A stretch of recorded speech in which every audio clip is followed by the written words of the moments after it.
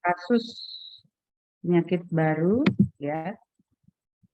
Dalam hal ini nanti akan diperdalam sebagai sebuah contoh adalah COVID-19. Nah, sebelum kita mulai dalam diskusi, saya mau lihat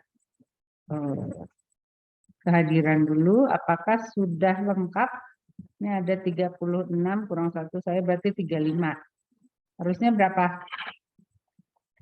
Harusnya 39 sama Ibu 40, berarti kurang 3. Berarti kurang berapa orang?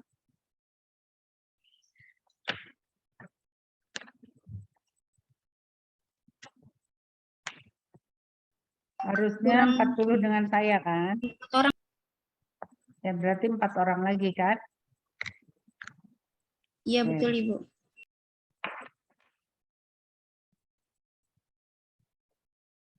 Ya, jadi sekarang karena tadi ada gangguan, kita mulai jam 13:10 ya. Jadi sesuai dengan tata tertib. Apabila terlambat lebih dari 15 menit itu dianggap tidak hadir ya. Tolong simpan untuk mencatat siapa yang belum hadir, ada 4 orang. Baik, saya persilahkan kepada kelompok dan moderator. Siapa moderatornya?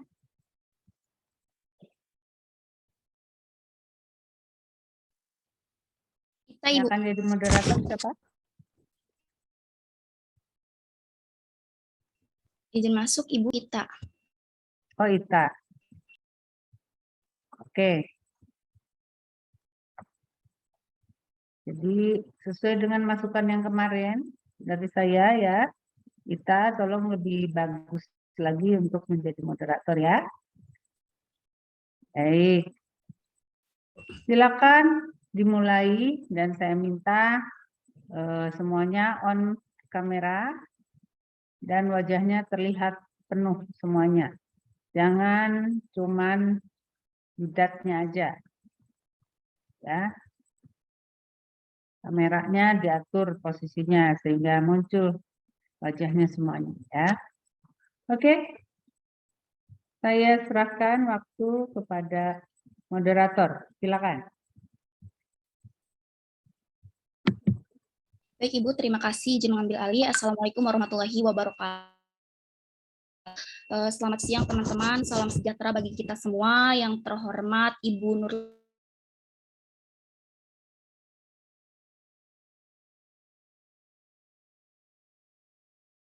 teman-teman yang saya banggakan, diskusi pada kali ini. Perkenalkan, nama saya Ita Silvia selaku moderator kelompok 3.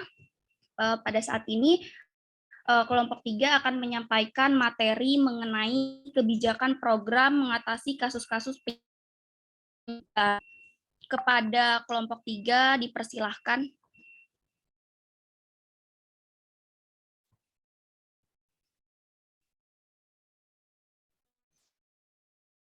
Next.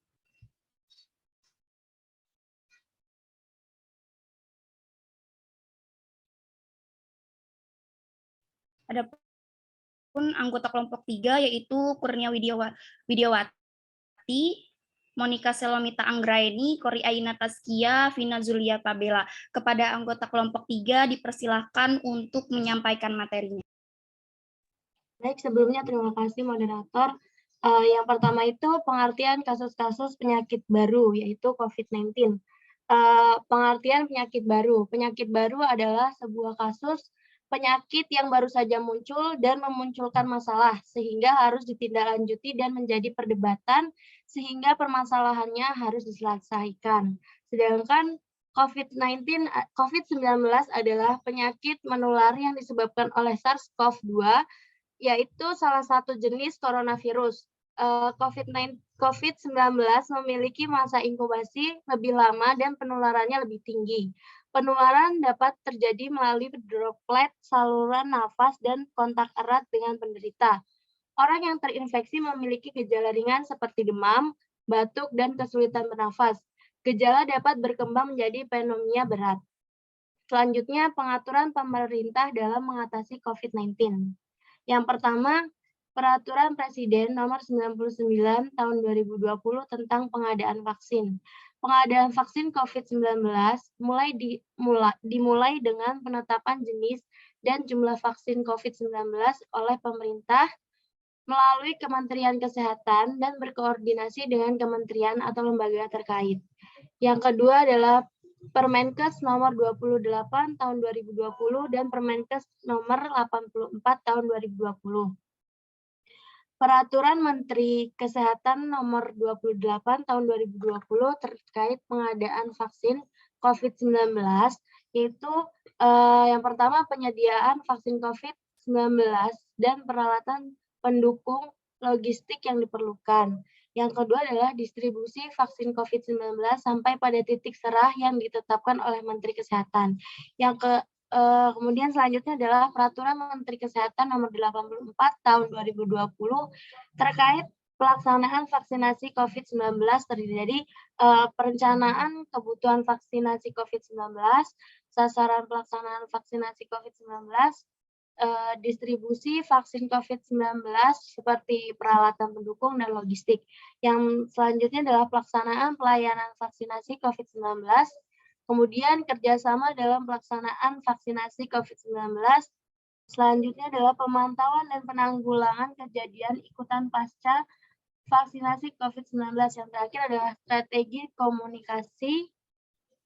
Yang ketiga adalah Peraturan Presiden Nomor 14 Tahun 2021 tentang perubahan atas Peraturan Presiden Nomor 99 Tahun 2020.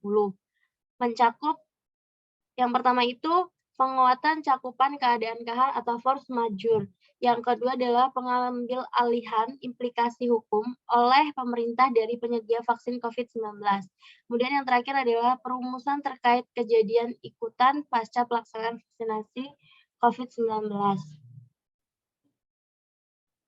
Yang selanjutnya adalah arah dan kebijakan program COVID-19, yaitu yang pertama tetap di rumah,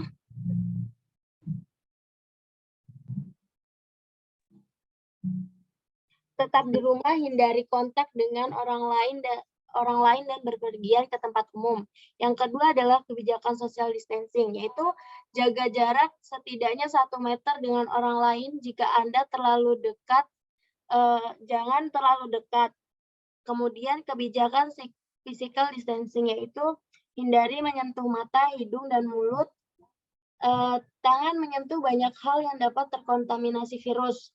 Yang keempat adalah kebijakan penggunaan alat pelindung diri, yaitu menggunakan masker dengan benar hingga menutupi mulut dan hidung.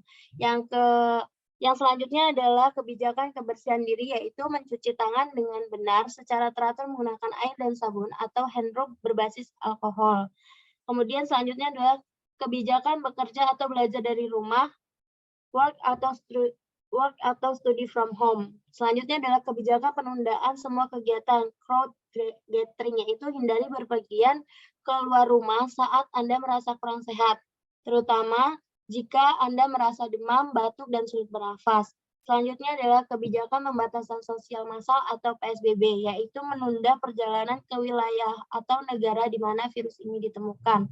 Yang terakhir adalah penerapan kebijakan kenormalan baru, yaitu selalu memantau perkembangan COVID-19 dari sumber resmi dan akurat, serta mengikuti arahan dan informasi dari petugas kesehatan dan dinas kesehatan setempat.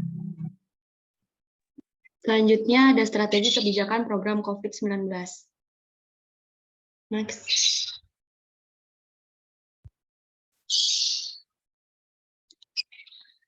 Yang pertama ada PSBB, pembatasan sosial skala besar PSBB. Yang kedua ada PPKM, pemberlakuan pembatasan kegiatan masyarakat Jawa sampai Bali. Yang ketiga PPKM, pemberlakuan pembatasan kegiatan masyarakat secara darurat. Yang keempat, penggandaan vaksinasi dan pelaksanaan vaksinasi COVID-19. Selanjutnya, peran pemangku terhadap COVID-19. Next. Selanjutnya ada peran pemerintah daerah, provinsi, kabupaten, kota, pemerintah daerah. Yang pertama, membuat kebijakan pemerintah daerah untuk menjamin kemudahan pelaksanaan upaya penanggulangan COVID-19. Yang kedua, melakukan penyampaian informasi, pencegahan, dan penanggulangan COVID. Yang ketiga, menyiapkan pelayanan kesehatan yang memadai. Yang keempat, menyediakan sumber daya yang memadai untuk penanggulangan COVID-19. Yang kelima, ada mengawasi dan melakukan tindakan perbaikan dalam hal penerapan kekarantinaan. Yang keenam, menggalang kerjasama berbagai komponen dalam penanggulangan COVID-19. Yang ketujuh, melakukan edukasi kepada masyarakat melalui media massa dan media sosial. Yang terakhir, meningkatkan pengetahuan petugas kesehatan, petugas medis, petugas kesehatan non-medis. Selanjutnya.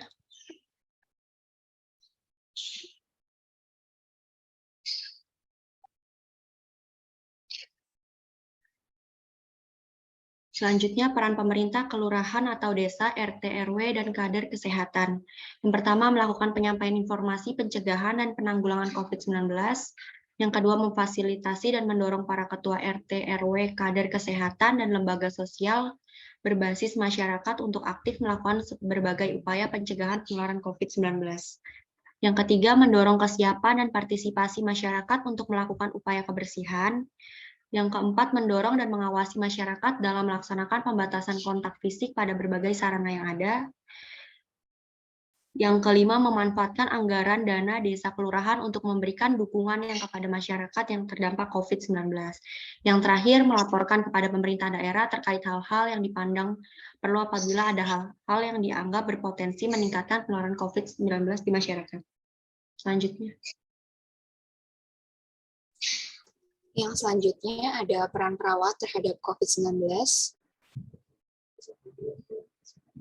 Ya, yang pertama itu ada edukator. Jadi di sini peran edukator juga menjadi ujung tombak gitu, di mana perawat berperan dalam memutus mata rantai penularan COVID-19. Jadi di sini tenaga medis berperan dalam mengedukasi pasien, keluarga pasien, dan masyarakat sekitar mengenai virus corona agar mereka tidak mendapat informasi yang salah dan dapat berpikir untuk mengambil keputusan yang tepat di tengah pandemi. Jadi selain mengedukasi, perawat juga bisa melakukan penyuluhan, tentunya dengan komunikasi yang bisa dipahami, yang mudah dipahami. Jadinya masyarakat juga bisa membedakan mana informasi yang salah dan mana informasi yang benar untuk diikuti. Kemudian juga kita sebagai perawat bisa dalam beberapa kesempatan mengubah persepsi masyarakat tentang konsep vaksinasi gitu yang perlu banyak diluruskan, karena dari program vaksinasi juga banyak sudut pandang yang tidak jarang berlawanan dari apa yang seharusnya gitu. Selanjutnya ada peran sebagai caregiver. Jadi perawat juga memiliki peran utama di mana terlibat aktif 24 jam memberikan asuhan keperawatan kepada pasien. Jadi di sini selain bertugas sebagai edukator, kita juga bisa berperan dalam menenangkan pasien, karena pada saat sakit, pasti kan perasaan pasien itu nggak tentu. Jadi bisa takut, terus juga kadang gelisah. Maka dari itu kita sebagai perawat harus bisa menjadikan paradigma sehat. Artinya kalau misalkan yang tadinya mereka sakit menjadi sehat, dan yang ketika pasien itu sehat, kita membuat bagaimana kondisi pasien tersebut menjadi lebih sehat. Selanjutnya, peran di mana kita sebagai perawat dalam membantu pemulihan pasien. Selain dari yang disebutkan tadi, tenaga medis juga berperan dalam membantu pemulihan pasien. Agar daya tahan tubuh pasien membaik, maka tenaga medis juga wajib mengabdikan dirinya dalam bidang kesehatan. Boleh di slide selanjutnya. Selanjutnya di sini ada kasus vaksinasi COVID, di mana kami mengambil kebijakan program pemerintah, yaitu program vaksinasi. Kami mengambil kasus 300 juta dosis vaksin COVID-19 telah disuntikan kepada masyarakat. Slide selanjutnya. Cakupan vaksinasi nasional COVID-19 tembus lebih dari 300 juta suntikan atau 72% dari total target 416,4 juta suntikan pada 18 Januari 2022. Pada Selasa siang, 18 Januari 2022, pemerintah melalui Kementerian Kesehatan telah berhasil menyuntikkan sebanyak 300 dosis vaksin COVID-19 kepada masyarakat. Berdasarkan data yang dihimpun dari Kementerian Kesehatan, total suntikan dosis pertama telah mencapai 177.577.002 suntikan atau 85,26%, sementara dosis kedua sebanyak 120.985.959 suntikan atau sekitar 58,9%, dan dosis yang ketiga sekitar 1.676.424 suntikan atau sekitar 0,8%. Pemerintah menjelaskan bahwa Kementerian Kesehatan tidak bisa bekerja sendiri dalam melaksanakan program vaksinasi, khususnya bagi 208,2 juta penduduk Indonesia. Ada banyak pihak yang ikut membantu pemerintah dalam menyukseskan program vaksinasi nasional COVID-19, diantaranya ada TNI, Polri, kementerian atau lembaga, BUMN, ada pemerintah daerah, organisasi masyarakat, organisasi keagamaan, dan para pelaku usaha lainnya. Situasi pandemi dihadapkan pada kondisi yang terus berubah. Saat ini dunia juga sedang menghadapi ancaman penularan varian Omikron yang sangat tinggi dan cepat, sehingga hal ini berakibat pada melonjaknya kasus COVID-19 secara global. Untuk merespon hal ini, sejumlah persiapan tentu telah disiapkan oleh pemerintah untuk mengendalikan puncak Omikron. Salah satunya dengan meningkatkan cakupan vaksinasi COVID-19, baik vaksinasi primer maupun booster. Kebijakan ini tertuang dalam Surat Edaran Dirjen Pencegahan dan Pengendalian Penyakit nomor 2 tahun 2022 tentang vaksinasi COVID-19, yaitu dosis lanjutan atau booster yang ditujukan bagi Dinas Kesehatan Provinsi dan Kabupaten atau Kota agar segera melaksanakan vaksinasi booster sesuai dengan syarat dan ketentuan yang telah ditetapkan. Selanjutnya, ada isu dari pelaksanaan kebijakan program untuk mengatasi kasus-kasus penyakit baru, yaitu program vaksinasi COVID-19. Di mana di sini pemerintah mengambil 2 periode, yaitu ada periode pertama pada Januari sampai dengan April 2021, di tahap 1 ada sebanyak 1,3 juta untuk tenaga kesehatan yang disalurkan sebagai sumber dayanya, kemudian tahap 2 sebanyak 17,4 juta untuk petugas publik yang tidak dapat menerapkan jaga jarak secara efektif, dan sebanyak 21,5 juta untuk lansia di atas umur 60 tahun. Selanjutnya pada periode kedua, itu April 2021 sampai dengan Maret 2022, ada di tahap 3 ada sebanyak 63,9 juta untuk masyarakat dengan resiko penularan tinggi, baik dari segi tempat tinggal atau kelas ekonomi dan sosialnya. Dan tahap yang terakhir, tahap 4, sebanyak 77,4 juta kepada masyarakat umum dengan pendekatan klaster sesuai dengan ketersediaan vaksin yang ada. Selanjutnya ada faktor-faktor yang mempengaruhi vaksinasi COVID-19.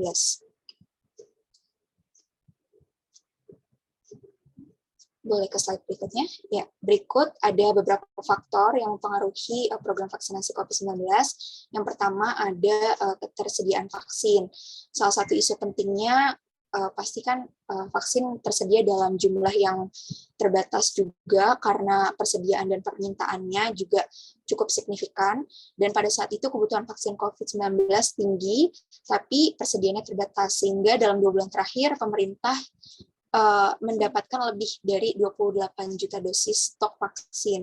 Dari Kementerian Kesehatan juga menjamin ketersediaan vaksin untuk semua sasaran yang ada, jadi menyediakan varian lain, yaitu seperti opsi vaksin Sinovac, Novavax, atau AstraZeneca, atau Pfizer. Selanjutnya ada distribusi vaksin.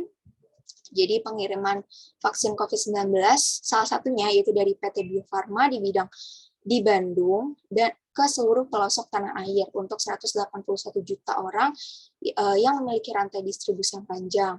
Sarana dan infrastrukturnya juga pastinya harus memadai, dan kemungkinan besar ini mempengaruhi gitu kecepatan waktu distribusi vaksin ke masing-masing daerahnya.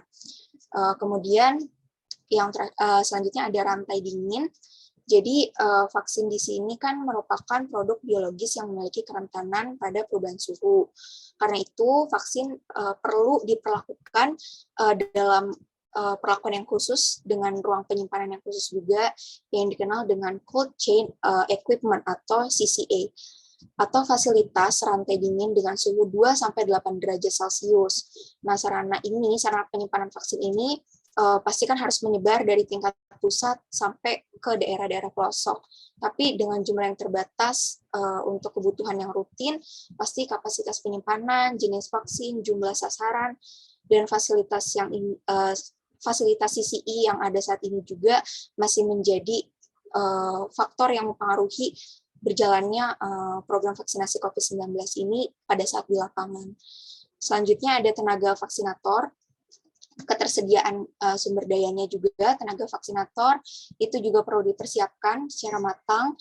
Untuk dari Kementerian Kesehatan itu sudah tercatat memiliki kurang lebih 31.000 tenaga vaksinator, dan tentunya sampai saat sekarang juga masih terus ditingkatkan.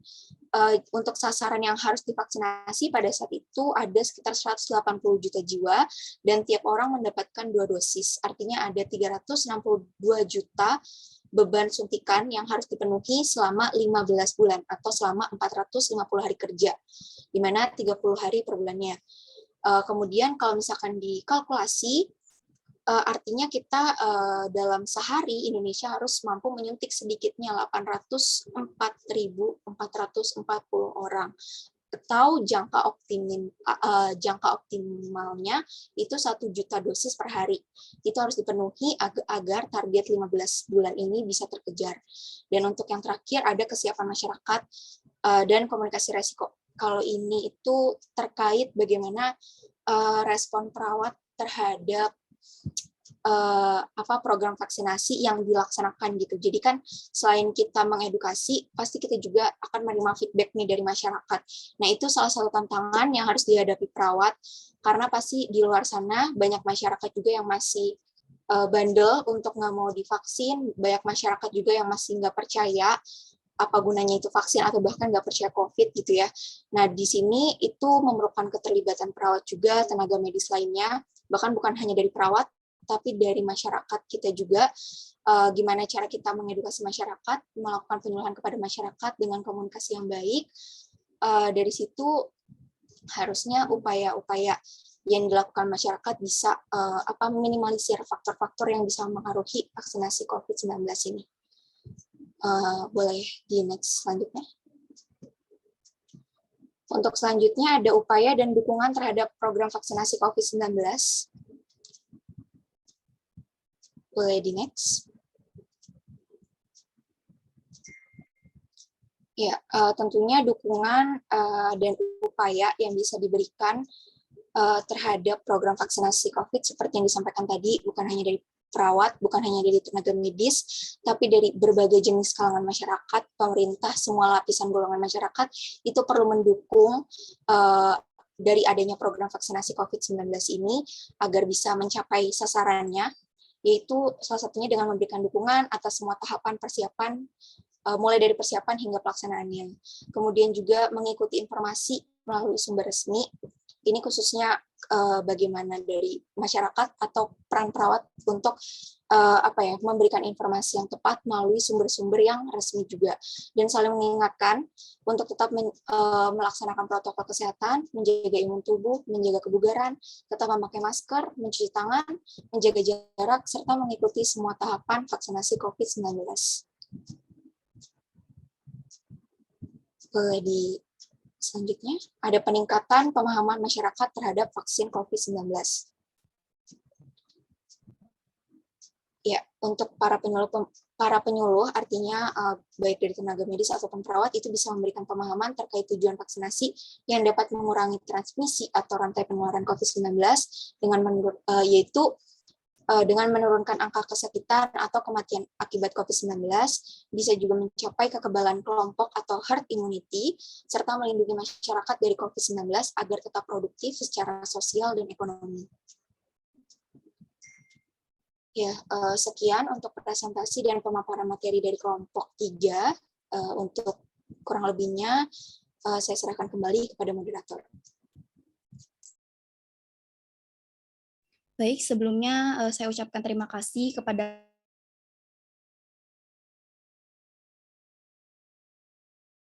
yang sudah materi dengan baik, dimulai dari pengertian kasus penyakit baru yang menyediakan kasus baru COVID-19, terus ada program pemerintahnya dalam mengatasi kasus tersebut, terus ada arah kebijakan program vaksinasi, terus ada strategi kebijakan program, terus peran perawat juga bagaimana dalam program tersebut, faktor-faktor yang mempengaruhi vaksinasi, dan upaya dukungan terhadap program tersebut. Untuk teman-teman yang ingin bertanya mengenai materi tersebut, dipersilahkan, dan untuk kelompok mungkin PPT-nya boleh ditampilkan kembali biar teman-teman bisa baca. Baik, sebelumnya Ibu mohon maaf apakah saya diperbolehkan untuk off-cam karena jaringannya sedang tidak bagus.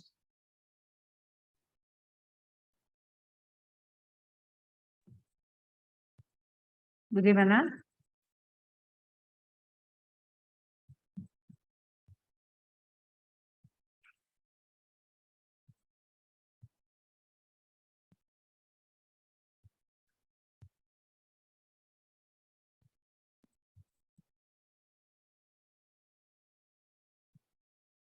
Kalau di saya sih cukup ketangkep walaupun ada kadang-kadang terputus sedikit tapi bisa nyambung kok. Bisa ditangkap pesannya. Silakan dilanjutkan aja.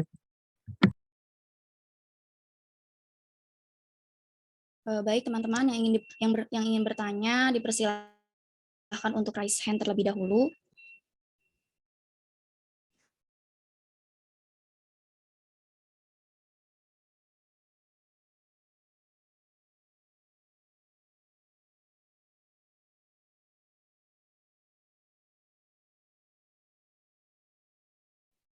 Baik, di sini sudah ada penanya atas nama Amelia Cynthia Pasaribu, dipersilakan untuk mengajukan pertanyaan.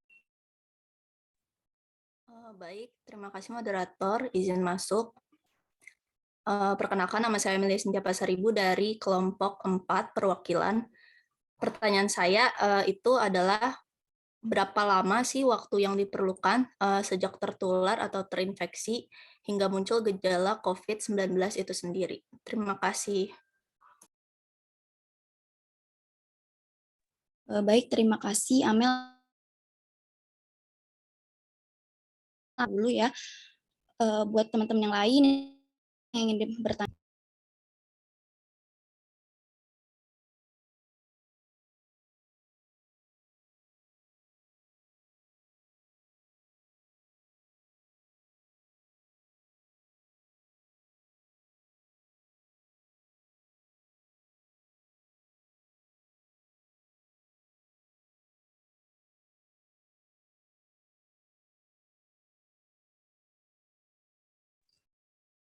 Mungkin sambil menunggu teman-teman yang lain, apakah kelompok sudah bersedia untuk menjawab pertanyaan dari Amelia Cynthia Pasaribu dengan pertanyaan berapa lama waktu yang diperlukan sejak tertular atau terinfeksi hingga muncul gejala COVID?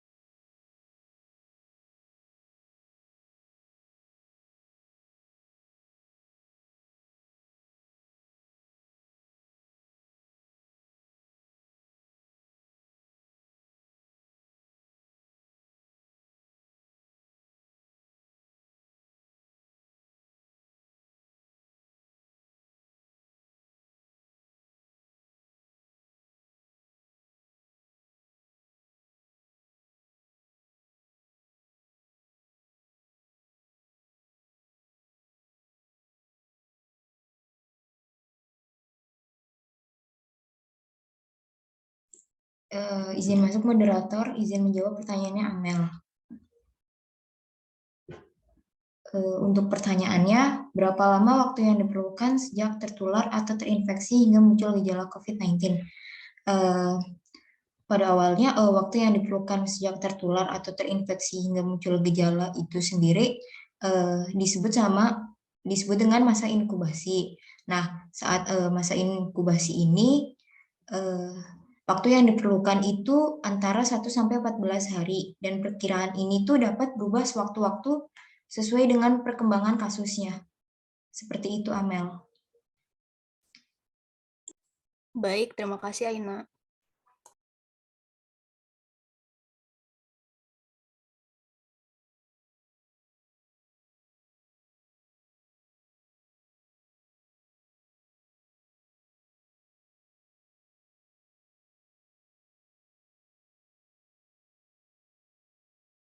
Baik, satu pertanyaan sudah terjawab oleh kelompok. Selanjutnya, untuk Erika Oktaviani, dipersilakan untuk mengajukan pertanyaannya. Ya, sebelumnya terima kasih untuk kesempatannya moderator. Saya Erika Oktaviani dari kelas 2 Banners, izin bertanya. Tadi kan sudah disampaikan ya oleh kelompok tentang masyarakat juga yang belum percaya tentang COVID, tetapi belum disampaikan secara rincinya. Nah, di sini saya ingin bertanya bagaimana sih peran perawat itu sebagai edukator jika ada masyarakat yang masih belum percaya nih kalau COVID itu masih ada atau COVID itu nyata seperti itu. Terima kasih. Baik, terima kasih Erika atas pertanyaannya. Saya tampung terlebih dahulu ya. Selanjutnya, untuk Khadijah Kamila Inaya, dipersilakan untuk mengajukan pertanyaannya. Baik, terima kasih. Terima kasih moderator. Saya Khadijah Kamila Inayah ingin bertanya, apakah antibiotik efektif dalam mencegah atau mengobati COVID-19? Terima kasih. Baik, terima kasih Khadijah Kamila Inaya atas pertanyaannya.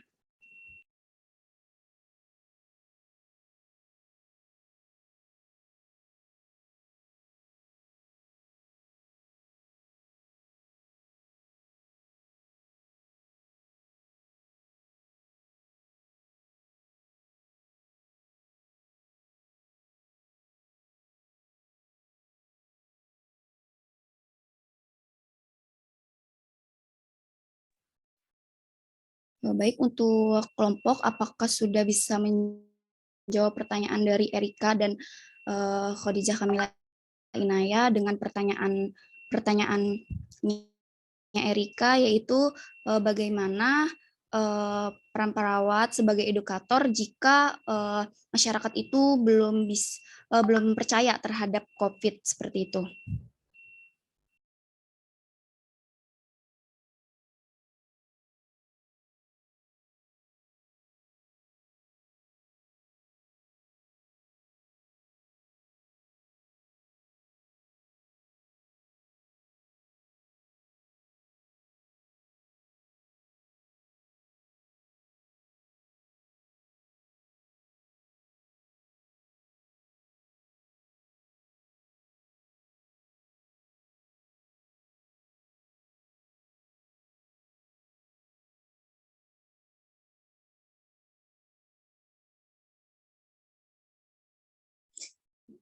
Izin masuk moderator, izin menjawab pertanyaannya Erika.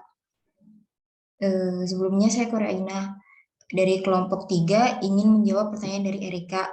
Pertanyaannya tadi, bagaimana peran perawat sebagai edukator jika ada orang yang masih belum percaya bahwa COVID itu ada? Untuk jawabannya, sebagai perawat itu sendiri selain menjalankan peran, juga harus bisa menerima respon kesiapan masyarakat dan komunikasi resikonya yang mempengaruhi COVID-19. Kemudian perawat bisa menyadarkan masyarakat akan pentingnya pola hidup sehat, karena selain COVID-19 ada banyak penyakit perantara yang bisa membahayakan masyarakat, seperti saling mengingatkan untuk tetap menjaga daya imun tubuh, rajin berolahraga, mencuci tangan, dan memakai masker saat berkerumun. Semuanya itu bukan semata untuk menjaga penularan rantai COVID-19, tapi juga bisa meningkatkan derajat keselamatan masyarakat di tengah kondisi pandemi ini. Seperti itu, Erika. Apakah sudah terjawab? Ya, izin menjawab sudah terjawab. Aina, terima kasih.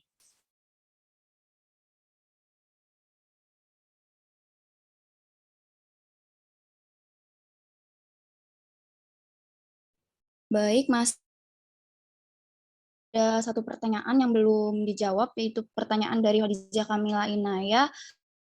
Tadi itu pertanyaannya, apakah antibiotik efektif dalam mencegah atau mengobati COVID-19? Mungkin kelompok sudah bisa. Baik, izin masuk. Saya Kurnia Widowati, izin menjawab pertanyaan dari Khadijah Kamila Inaya yang pertanyaannya, apakah antibiotik efektif dalam mencegah atau mengobati COVID-19? Jawabannya itu tidak, karena antibiotik itu hanya efektif melawan infeksi yang disebabkan oleh bakteri. Sedangkan COVID-19 itu COVID-19 itu disebabkan oleh virus, sehingga antibiotik tidak efektif untuk mencegah COVID-19. Antibiotik itu tidak boleh digunakan sebagai upaya pencegahan atau pengobatan COVID-19. Antibiotik hanya boleh digunakan sesuai dengan anjuran dokter untuk mengobati infeksi bakteri. Apakah dapat diterima, Khadijah, jawabannya? Ya sudah, terima kasih Nia.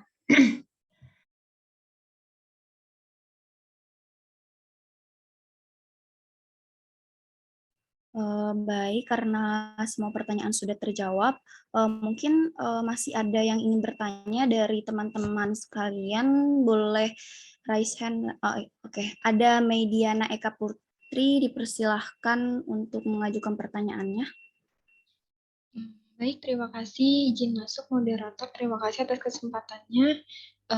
Saya ingin bertanya kepada kelompok, tadi pada slide di bagian peraturan, terus tepatnya pada di bagian peraturan Presiden nomor 14 tahun 2001 mengenai perubahan peraturan Presiden nomor 99 tahun 2020, tadi kelompok itu menyebutkan adanya beberapa cangkupan. Nah, itu salah satunya ada cangkupan keadaan kahar atau force majeure.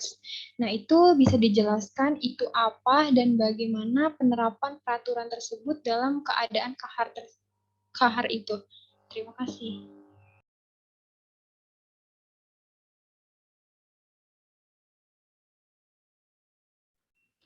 Baik, terima kasih Mei atas pertanyaannya.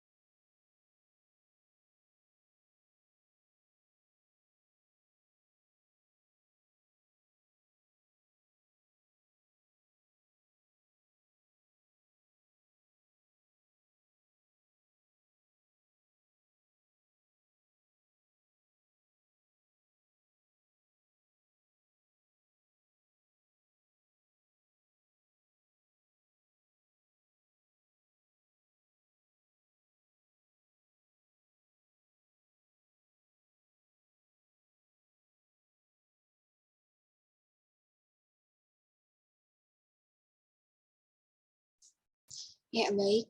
Izin masuk, moderator. Ya, saya izin untuk menjawab pertanyaan dari Mediana Eka Putri, yang mana tadi menyinggung tentang force majeure. Pertanyaannya, tadi pada slide di bagian peraturan, tepatnya pada PP nomor 14 tahun 2021, mengenai perubahan PP 99 tahun 2020, tadi bahwa cakupan kahar atau force majeure.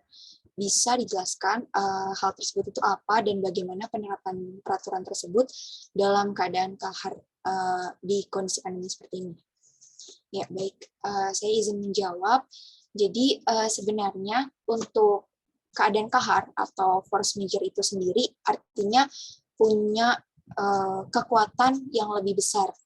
Jadi adalah gambaran di mana ada kejadian yang terjadi secara luar biasa, di luar kemampuan manusia, dan nggak bisa terhindarkan gitu. Sehingga ada suatu kegiatan yang tidak bisa dilaksanakan atau tidak dapat dilaksanakan sebagaimana mestinya. Nah, yang termasuk dalam kategori keadaan kahar itu ada peperangan, ada kerusuhan, ada revolusi, bencana alam, pemogokan, kebakaran, dan salah satunya adalah pandemi, dan juga bencana-bencana lainnya. Yang pastinya itu harus dinyatakan oleh pejabat atau instansi yang berwenang bahwa keadaan tersebut adalah keadaan force majeure. Nah, untuk COVID-19 ini, kalau dibilang apakah keadaan tersebut bisa disebut sebagai force majeure dan terpenuhi secara hukum? Iya, tentu saja, karena kan pandemi COVID-19 ini kejadiannya tentunya bukan hal yang diprediksi dalam jangka panjang, artinya itu terjadi sesingkat mungkin dan menimbulkan dampak yang sangat besar, khususnya kalau kita ambil contoh itu di kehidupan perekonomian mungkin, dan itu salah satu penerapannya seperti akhirnya banyak peraturan-peraturan impor dan ekspor yang diatur kembali oleh pemerintah, diubah lagi perundang-undangannya, dan yaitu maksudnya salah satu penerapan bagaimana keadaan kahar dalam kehidupan ekonomi di Indonesia pada saat itu. Terus juga tentang perdagangan, pasti peraturannya yang tadinya perdagangannya bisa dilaksanakan antar misalkan internasional, ini ada cakupan-cakupannya, ada batasannya, jadi banyak regulasi-regulasi yang diubah karena keadaan force majeure ini. Mungkin seperti itu jawabannya, Mei, apakah bisa diterima? Iya, baik Monica, terima kasih atas jawabannya.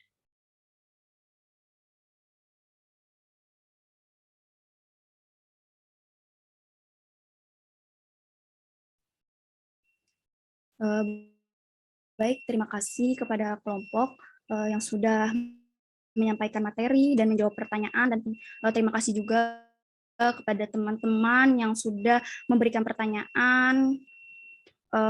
Bisa dapat disimpulkan ya, tadi itu yang disampaikan teman-teman itu mengenai kasus baru COVID, di mana ada kebijakan pemerintah mengenai program vaksinasi. Nah, di situ perawat juga harus berperan aktif dalam program tersebut, kayak gitu.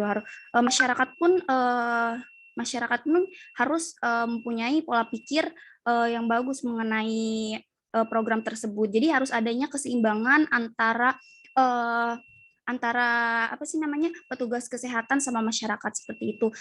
Mungkin hanya itu saja, saya selaku moderator mohon maaf, undur diri. Selanjutnya saya akan berikan ke Bu Nurlina, dipersilakan.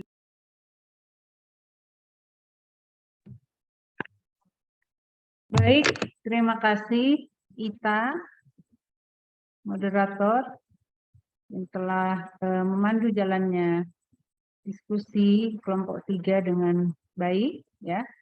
Kita berikan aplaus dulu untuk kelompok 3. Terima kasih. Presentasinya cukup bagus, ya, dan lengkap.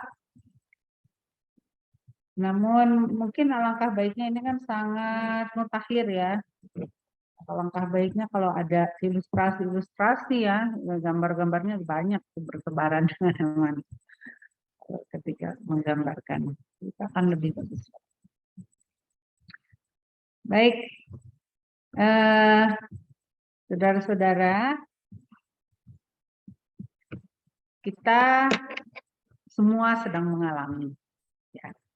Sehingga masing-masing dari kita itu bisa menghubungkan apa yang tadi didiskusikan bersama kelompok 3 dengan apa yang kita alami, ya, yang kita rasakan selama 2 tahun, hampir 3 tahun. Pandemi COVID ini diawali pada tahun 2019 akhir. Makanya disebut COVID-19. Dan sejak itu, semua sendi-sendi kehidupan itu terpengaruh. Ya. Sangat berdampak terhadap semua sendi-sendi kehidupan. Dari mulai ekonomi, sosial, politik, budaya, ya. Dari sisi kesehatan tuh kebiasaan-kebiasaan kesehatan sangat berubah. Kalau zaman dulu ya sebelum COVID-19 kita melihat orang pakai masker, itu paling di rumah sakit, tenaga kesehatan, atau kalau di jalan tuh pengendara roda 2 ya, misalnya para biker ya, yang suka bawa motor gitu ya.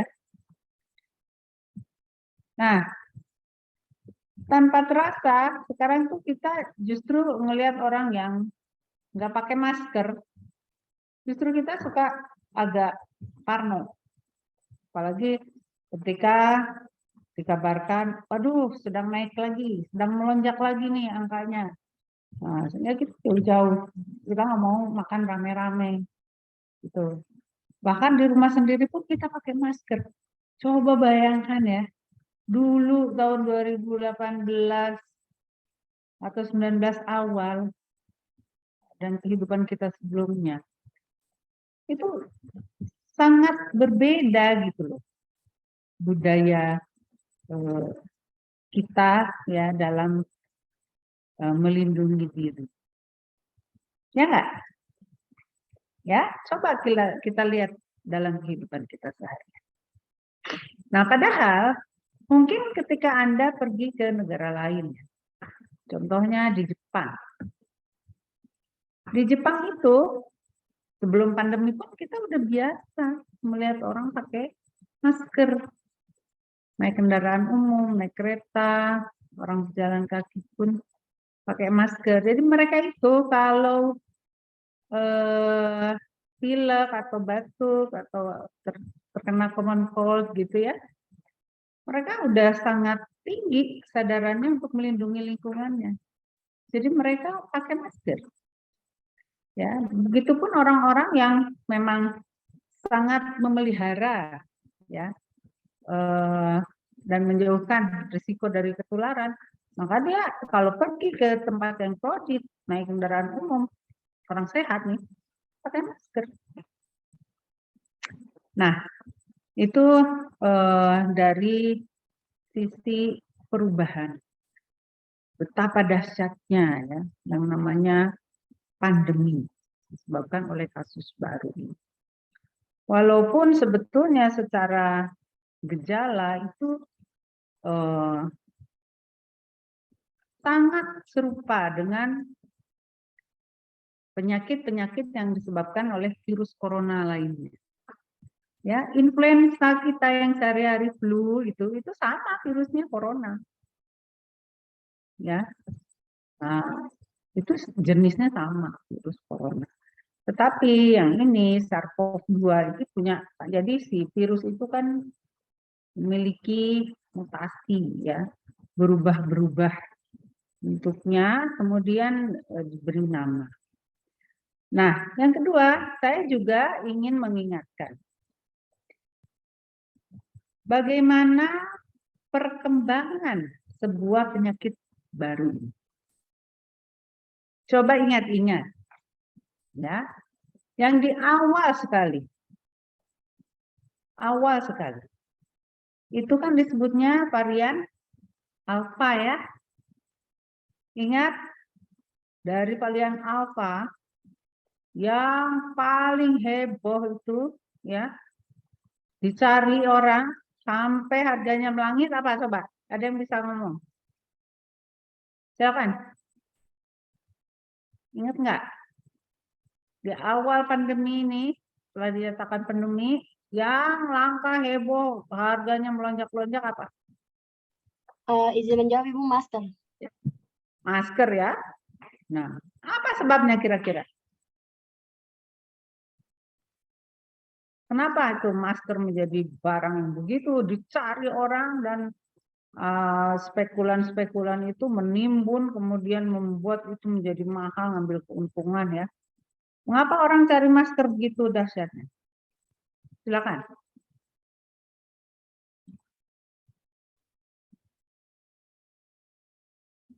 Ya, Ibu izin menjawab, Ibu.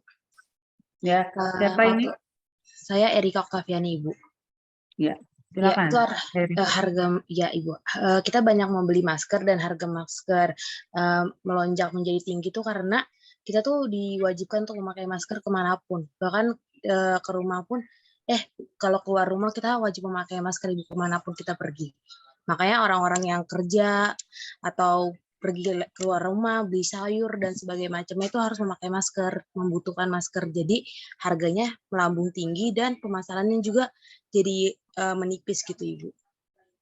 Yang jual karena banyak yang beli peminatnya. Terima kasih Ibu. Oke, Erika ya. Kenapa orang disuruh pakai masker waktu itu? Kenapa?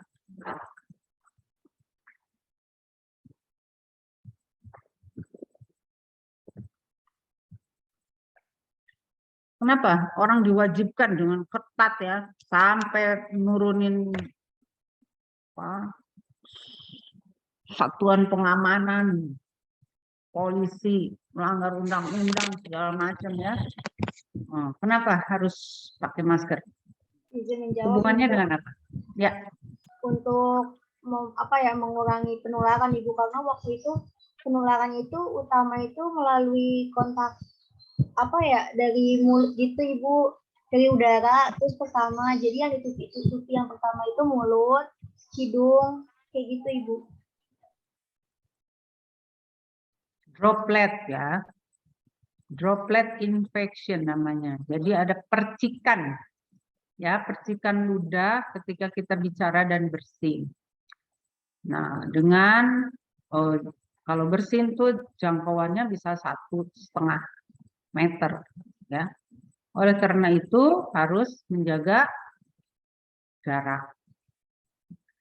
Jadi Anda harus bisa menghubungkan antara protokol kesehatan dengan sifat dari penyebab penyakitnya. Ya, kenapa harus pakai masker? Kenapa harus jaga jarak? Kenapa harus cuci tangan? Kenapa kita harus cuci tangan terus atau pakai hand sanitizer? Coba. Kenapa?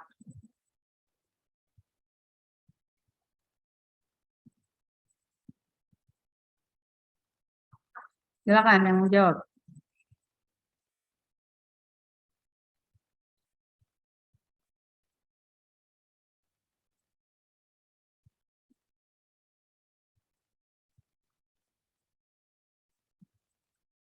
Izin menjawab, Ibu.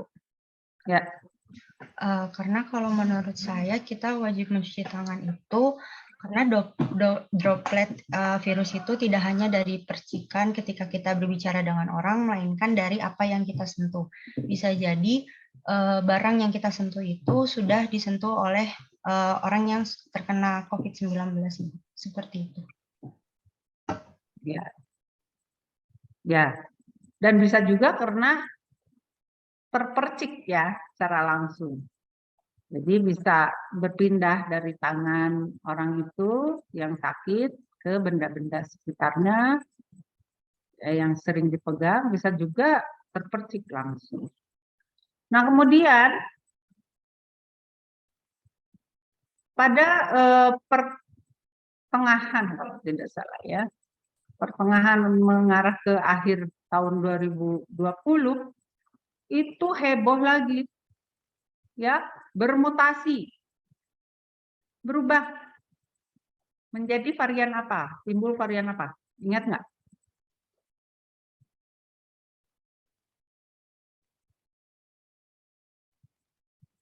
Ada varian baru. Ada yang ingat nggak?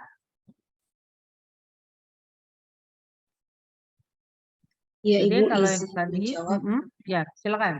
Untuk variannya itu varian Delta bukan ya Ibu? Ya, varian Delta. Apa bedanya dengan yang varian A, Alpha?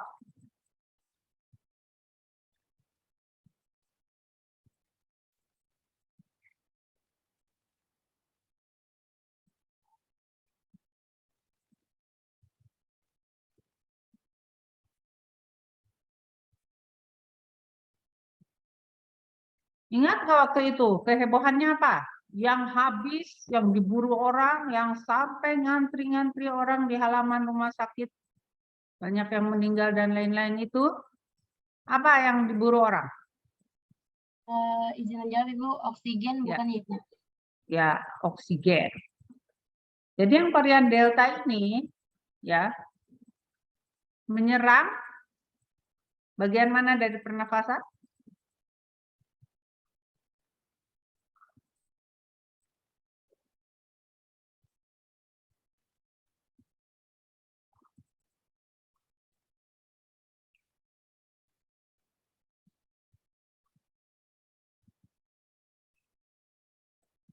Kalau sudah perlu oksigen, berarti menyerang bagian? Izin menjawab Ibu, paru-paru Ibu. Ya, pernapasan bagian bawah. Ya. Jadi kalau yang tadi yang varian A itu lebih banyak yang diserang itu pernapasan bagian atas. Ya. Nah, kemudian delta itu lebih dalam dia. Sehingga menimbulkan sesak napas. Semua orang punya tabung oksigen. Punya apa namanya alat mengukur saturasi oksigen. Ya, banyak yang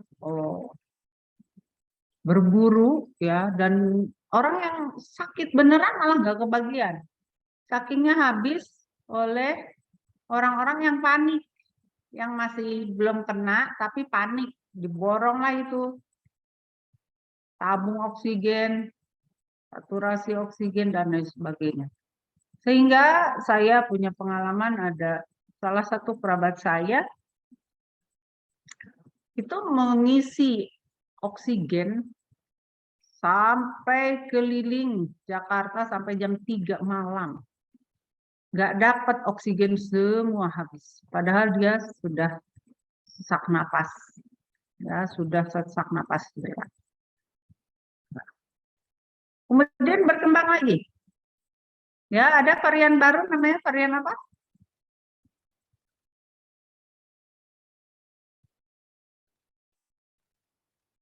Tahun 2021.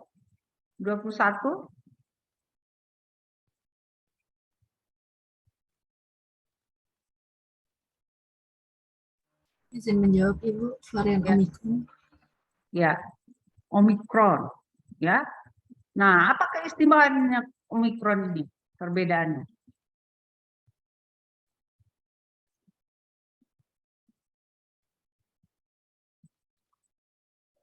Perbedaannya dari Alpha dan Delta.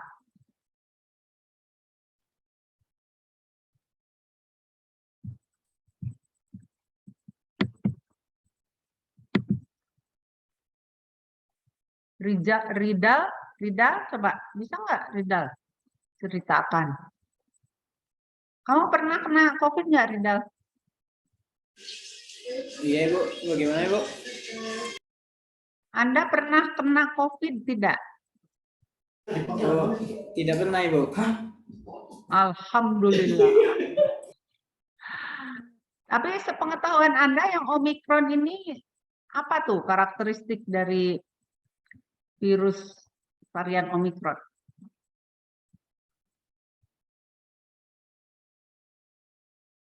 Iya, izin menjawab Ibu. Varian Omikron ini kayak penularannya lebih cepat Ibu dibanding varian-varian sebelumnya. Ya, jadi dia menularnya itu nggak pakai masa inkubasi yang tadi 1-2 minggu ya. Bahkan ada penelitian itu bisa dalam hitungan menit-menitan aja, orang berpapasan aja bisa kena. Dan itu berarti bukan droplet lagi. Ya, tetapi udah ke arah airborne.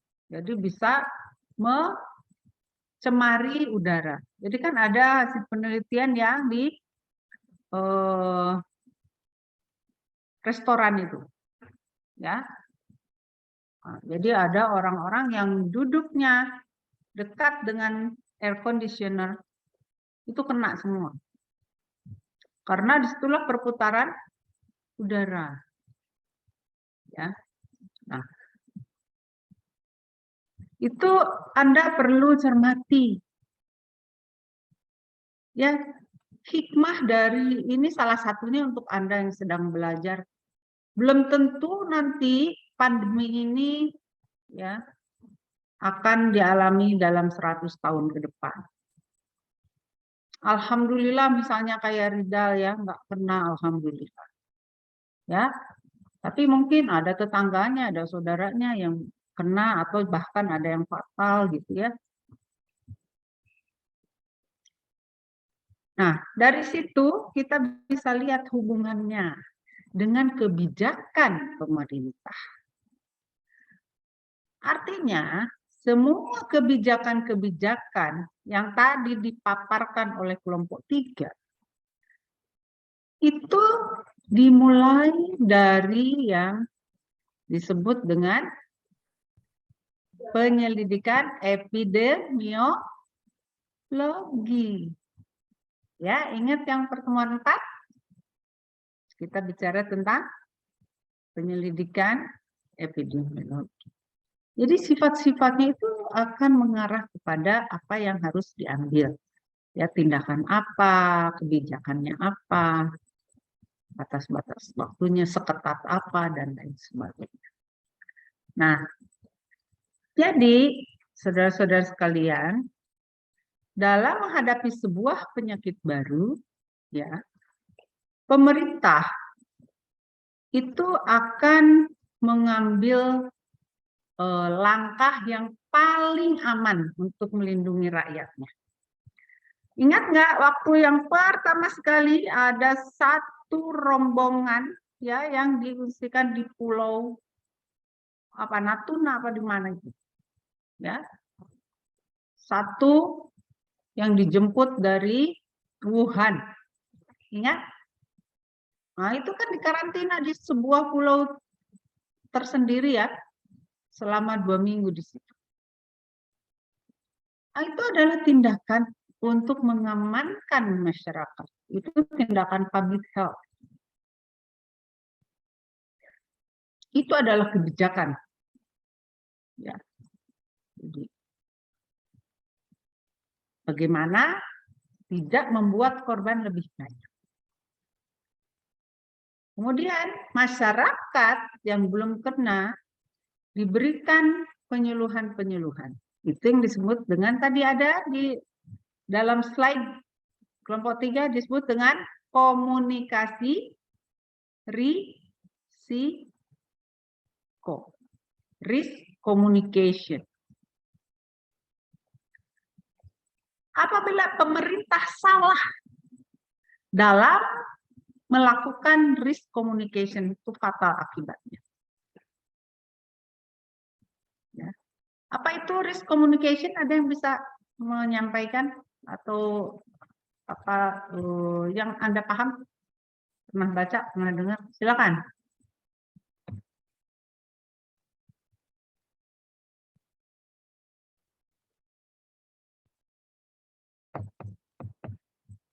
Kelompok 3, silakan. Apa itu komunikasi risiko? Ya, izin masuk Ibu. Mungkin untuk komunikasi resiko itu merupakan proses komunikasi yang gunanya meningkatkan pengetahuan, terus juga pemahaman baik individu atau masyarakat tentang bagaimana resiko ancaman bahaya supaya mereka bisa mengantisipasi dan mengatasi resiko-resiko yang mungkin terjadi. Seperti itu. Ya, jadi sederhananya adalah bagaimana mengkomunikasikan atau mengomunikasikan risiko yang dapat terjadi pada masyarakat. Ya. Sekarang Anda bayangkan pemerintah ya, misalnya pada waktu itu menyampaikan, tenang aja, ini seperti flu biasa aja kok, nanti juga lewat. Nah, dan itu sayangnya memang dilakukan ya oleh menteri. Ya. Itu salah fatal. Ketika pemangku kebijakan menyampaikan komunikasi risiko yang salah, apa akibatnya? Sikap masyarakat tidak waspada. Ya, sehingga menimbulkan sikap yang lengah. Timbullah penularan yang hebat, angka kejadian meningkat secara drastis. Itu loh pentingnya komunikasi risiko. Tetapi kita juga masih ingat waktu awal-awal itu. Berbagai info ya melalui medsos simpang siur dari mulai yang benar, yang setengah benar, yang seperempat benar, yang salah, bahkan yang bohong, yang hoax beredar, sampai bingung ya masyarakat ya. Nah, itu semua juga merupakan kewajiban pemerintah untuk menetralisir dan menyampaikan komunikasi risiko yang benar kepada masyarakat. Ya. Jadi, saudara-saudara, apa yang tadi telah dipaparkan oleh kelompok 3 dan kemudian ada diskusi ya dari kelompok 3 sudah menjawab dengan cukup baik. Ada beberapa pertanyaan yang bagus ya, sudah dijawab oleh kelompok. Ya, bagaimana menghadapi masyarakat yang tidak percaya. Ya. Dan karena juga banyak yang tidak percaya itu dari tokoh-tokoh masyarakat, tokoh adat, tokoh agama. Itu tantangan bagi pemerintah ya, dan bagi kita orang kesehatan. Sehingga pendekatan budaya itu sangat diperlukan. Ya, pendekatan sosial dan budaya. Apabila suatu daerah yang sangat ditaati itu adalah tokoh adatnya, maka kita gunakan tokoh adat itu. Kita garap dulu tanda petik tokoh adat itu.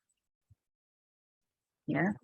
Dan kita berikan contoh real sehingga mereka diyakinkan bahwa ini betul berbahaya, ini nyata begitu ya.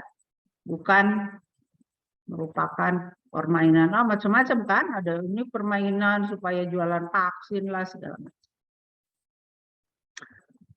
Oke, ada tadi mengenai berapa lama masa inkubasi atau dari mulai terpapar sampai dengan timbulnya gejala. Ya, jadi tadi dari contoh-contoh yang saya sampaikan perkembangannya, ya, itu dapat dilihat bahwa masa inkubasinya itu berubah-ubah sesuai dengan perubahan varian virusnya.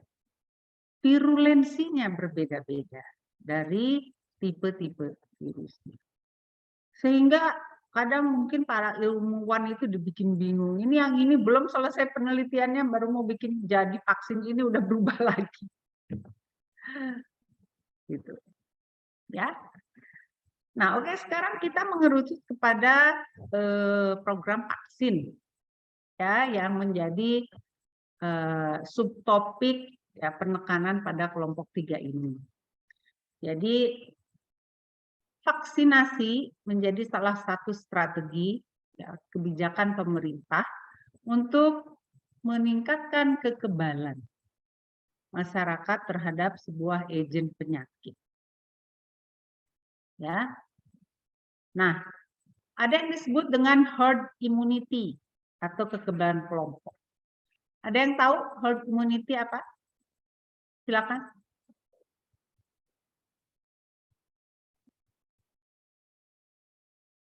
Pernah dengar nggak? Silakan. Apa? Herd immunity.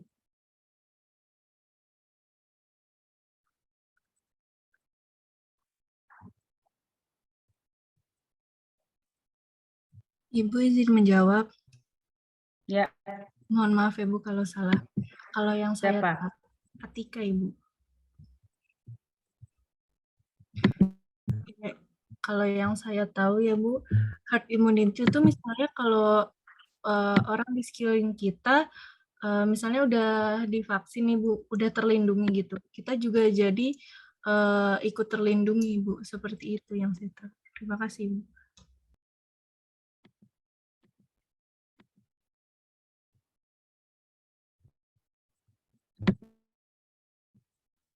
Berapa persen cakupan vaksinasi supaya bisa tercapai herd immunity? Rival, berapa persen rival?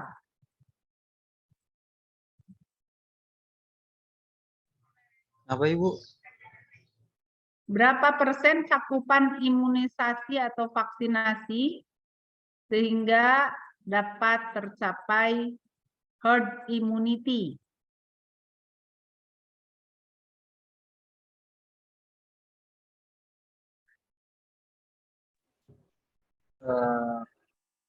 Menurut saya mungkin masih di 60%-an itu Bu, 50-60%. Soalnya dari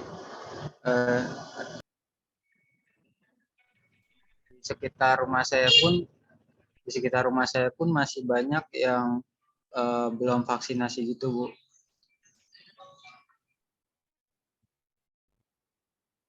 Secara teoritis, ya, bukan contoh di sekitar rumah Anda. Ada yang bisa menambahkan jawaban rival? Ya.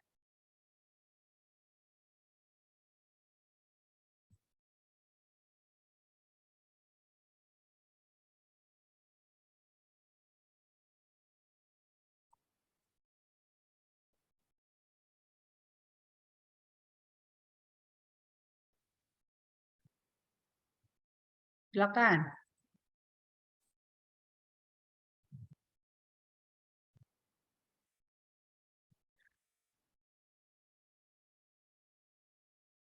Baik, Ibu izin masuk. Ya. Izin masuk ya Bu, maaf kalau misalnya jika salah.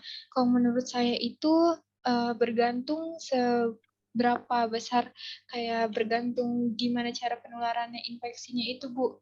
Misalnya kalau misalnya penularannya itu kan sudah semakin membarak gitu, misalnya sudah menyebar luas, itu biasanya itu harus 70-90% populasinya itu harus mendapatkan kekebalan tubuh itu untuk mencapai kekebalan kelompok itu, Ibu.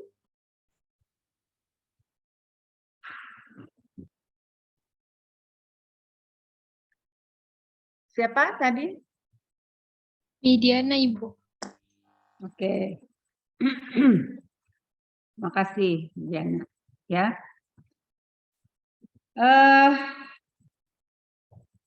Rata-rata ya herd immunity itu secara global itu bisa dicapai kalau sudah 70%. Ya, jadi kalau sudah mencapai 70% cakupan vaksinasi, maka sudah masuklah ke dalam level aman tanda petik. Ya, akan lebih bagus lagi apabila bisa sampai 90% dari populasi. Baik, terima kasih kepada teman-teman yang sudah menjawab tadi. Kenapa bisa herd immunity? Ya, bagaimana sisanya kan dia bisa. Nah, jadi itu ada hubungannya dengan cara dari virus itu menular ya. Jadi ketika 70 hingga 90% itu sudah kebal, ya, istilahnya sudah kebal, sudah imun, ya, maka dia akan terjadi blokir, ya, blocking dari yang terpapar itu. Ketika dia memapar orang yang sudah kebal, maka dia tidak menulari, kemudian dia tidak melanjutkan penularannya ke orang lain. Gitu. Sehingga dia akan berhenti pada dirinya. Jadi justru orang-orang yang enggak percaya ini vaksinasi, dia dilindungi sama orang-orang yang percaya vaksinasi. Nah, pada program vaksinasi ini, ya, ada kelompok-kelompok yang menjadi concern. Karena kelompok ini merupakan kelompok yang rentan. Rentan satu, terhadap kemudahan tertular. Yang kedua, terhadap fatalitas apabila dia tertular. Ya, jadi kalau kena itu bisa mati. Kalau orang yang kelompok lain, kelompok umur yang lain, kalau kena ya nggak matilah. Ya, dia masih bisa bertahan. Siapa yang tahu kelompok rentan ini siapa? Silakan. Izin menjawab, Ibu. Ya. Kelompok dengan penyakit komorbid, Ibu, atau penyakit penyertanya. Ya, betul. Ya. Ada lagi?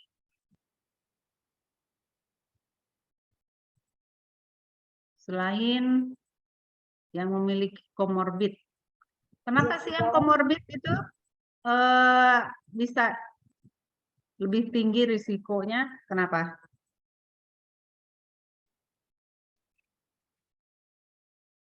Izin menjawab, Ibu, karena menurut tadi saya sendiri karena di tubuhnya itu dia udah nggak sehat gitu, Bu. Jadi dia udah punya penyakit bawaan, Bu. Itu bisa jadi pemicunya. Jadi akan lebih berat, ya. Oke.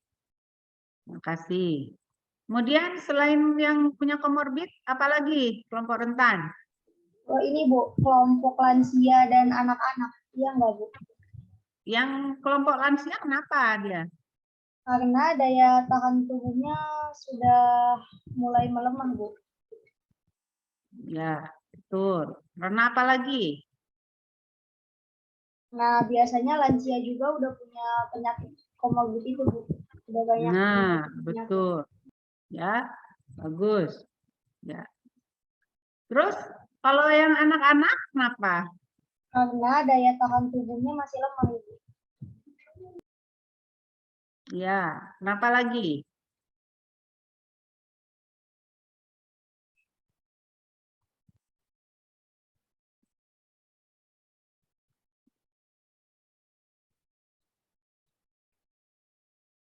Kenapa lagi? Coba karakteristik anak-anak.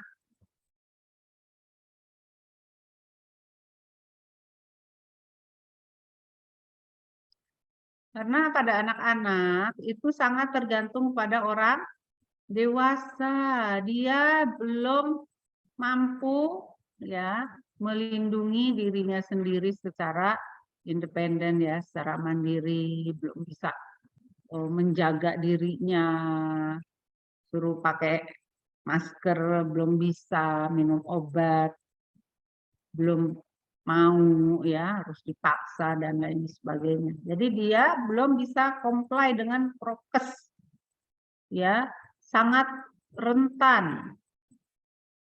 Ya, walaupun misalnya kalau orang dewasa suruh dibawa ke rumah sakit dipakein masker, nurut. Kalau anak kecil belum tentu, dia ngamuk-ngamuk, jerit-jerit, ya maskernya dicopot dan lain sebagainya. Sehingga bisa terjadi hal-hal yang penyulit. Ya. Oke, sampai sini ada waktu 10 menit lagi. Ya. Silahkan apabila ada yang mau didiskusikan lagi terkait dengan program vaksinasi ini. Ya. Jadi kita ingat ya waktu kemarin bagaimana Pak Menteri Kesehatan itu mendapat tantangan yang luar biasa besar karena kalau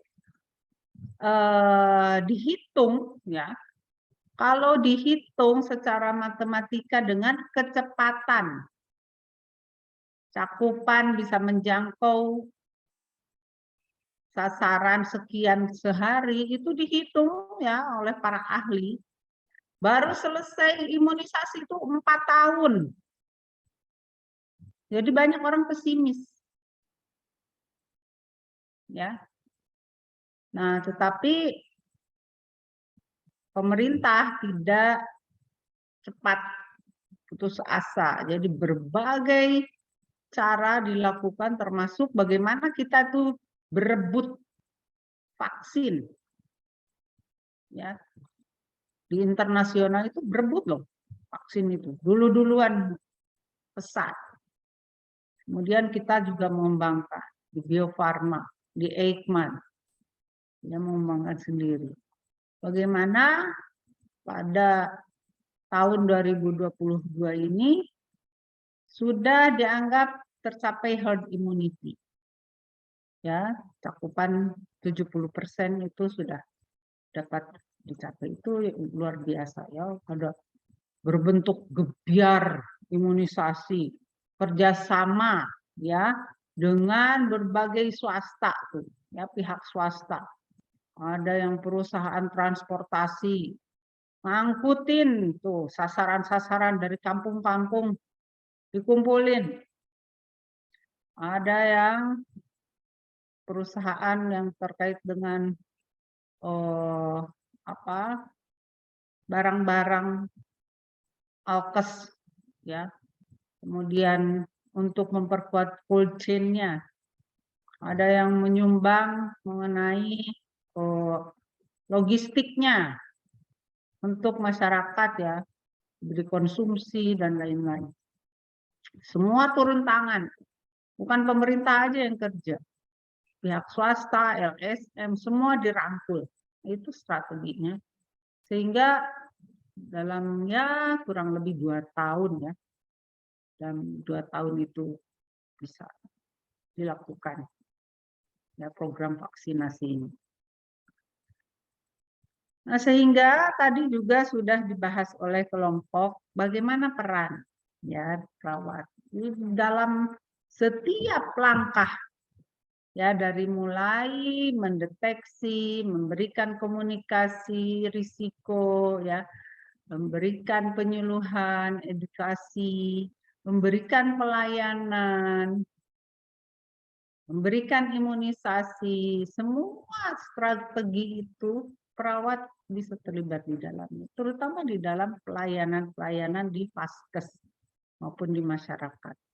Sehingga kita tahu banyak yang sampai berguguran ya, mengorbankan nyawanya. Tuh, ya. Jadi betapa mulianya profesi perawat ya, profesi para pekerja tenaga kesehatan ini ya. Nah, di situ kita dapat melihat banyak sekali yang bisa dilakukan oleh seorang perawat. Ya, silakan. Tidak ada yang mau bicara, silakan.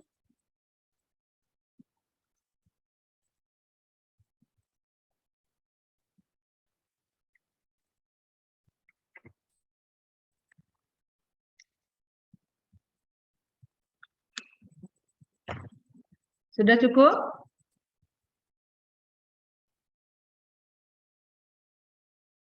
Baik. Kalau tidak ada yang mau bertanya, ya, tidak ada yang akan menyampaikan tambahan pendapat lagi.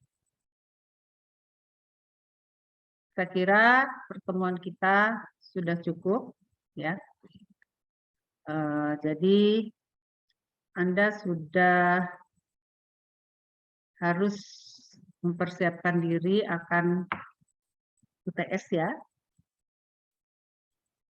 Jadi nanti tentunya apa yang selama ini menjadi topik diskusi di kelas, Anda lihat kembali, Anda dengarkan kembali, tentu tidak akan jauh-jauh ya apa yang akan ditanyakan. Yang penting pemahaman.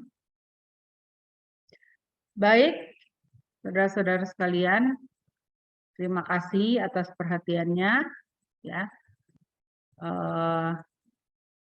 Saya ucapkan terima kasih khusus kepada kelompok 3 dan juga moderator, teman-teman lain.